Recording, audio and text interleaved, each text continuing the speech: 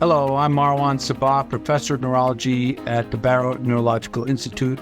I have Dr. Cohen and Dr. Isaacson joining me today. Dr. Cohen, would you introduce yourself, please? Yes, of course. I'm Sharon Cohen. I'm a behavioral neurologist and the medical director of Toronto Memory Program in Toronto, Canada. Great. I'm Richard Isaacson. I'm a preventive neurologist down at the Institute for Neurodegenerative Diseases of Florida, and that's in Boca Raton, Florida.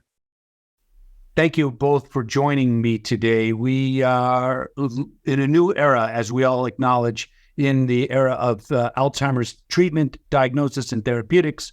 And today we really want to kind of think about how we're re-engineering our lives, our practices, our workflows, our patient flows to accommodate these new and rapid changes. So the first question I'm going to send to you, Dr. Isaacson, is what tools are available today to diagnose MCI, mild cognitive impairment due to Alzheimer's disease, and how do you use them in your clinical practice? Well, the good old-fashioned tool as a neurologist, we take a pretty detailed clinical history, and we really try to find out from the not just the patient, but also the care partner, a spouse, a child, a friend, tell me about these problems. When did they start? And have there been any impacts on the activities of daily living? Because really the construct of mild cognitive impairment means that there are, changes in cognition, but they're not yet affecting activities of daily living. And if we can get an earlier diagnosis in that stage before dementia, that's when we not only have new tools available in terms of drugs and other treatments. I think that's when we can really have the most benefit. So the tools that I start off with in diagnosis are just the good old-fashioned clinical history. Of course, we proceed to neuropsychological testing. Sometimes it's tough to get neuropsych testing. There's long waiting lists and whatnot. We do a little bit of computer-based testing, and then to get a more formal diagnosis, the more full battery by a neuropsychologist, of course. Then the thing that I'm, really excited about are using biomarkers. And, it's just a couple of weeks have gone by, and in the new draft, now they're not fully approved, but the new research criteria for diagnosing Alzheimer's disease include blood-based biomarkers. And again, those are draft and those are research criteria. So not exactly, maybe commonly agreed upon by clinicians that using blood-based biomarkers in prime time, but our program is using a lot of blood-based biomarkers. There's now several, both amyloid from different companies, and there's a tau test, the neurofilament light test that's available commercially. We also have research protocols that we do, but whether it's using a blood test or an amyloid PET scan or a tau PET scan or even spinal taps for amyloid and tau, that's really how we round out things. Of course, we want to make sure that there's no other potential causes, dementia, non-neurodegenerative causes, so we can do some other blood tests, and depending on the person, we may want to refine things. But amazing new tools and a new era in our disease treatment and diagnosis. Thank you, Dr. Isaacson. Dr. Cohen, so Dr. Isaacson brings up the whole era and discussion about biomarkers and how we're transforming. What are your perspectives on the biomarker utilization in the diagnosis? Well, it's terribly important that we have biologic confirmation of underlying Alzheimer's disease.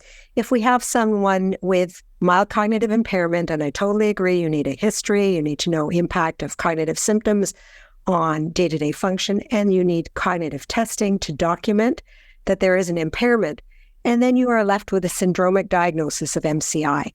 You can be suspicious that the underlying cause is Alzheimer's because the general neurologic exam is normal, the onset was insidious, and maybe the symptoms are progressive.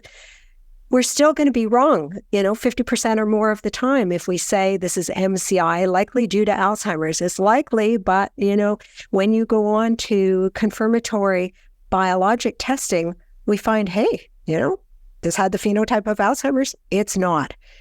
What else is it? So having biomarker confirmation and the gold standard, CSF, 80 biomarkers or PET amyloid imaging, very important.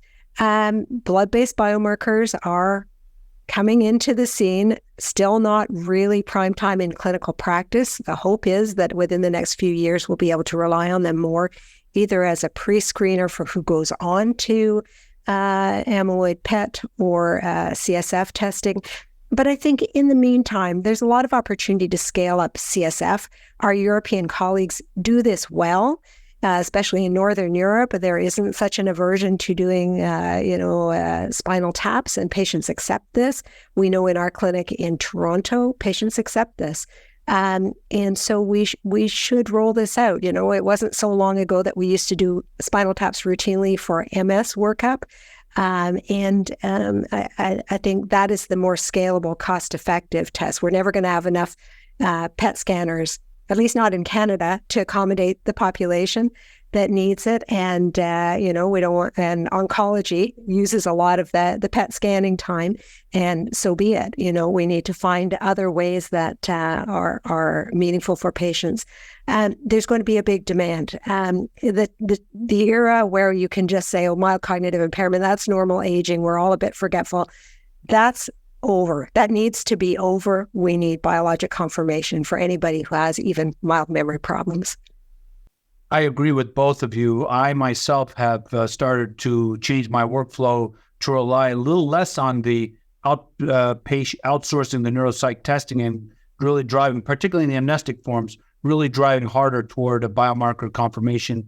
We do have PET available, but the reimbursement has been a challenge. So we've been doing a lot of CSF testing, and the way you approach it to your patients is you tell them. I think it's a lot about how the provider, the physician, informs the patient about this. I have to tell you, I don't get as much resistance as I used to, and we're finding to be very, very accurate. In fact, this morning in clinic, I reviewed CSF results with 2 patients. So it can be done. I think it can be done routinely. What we don't know is how, where, and when we'll start to see plasma biomarkers start to incorporate themselves in the workflow.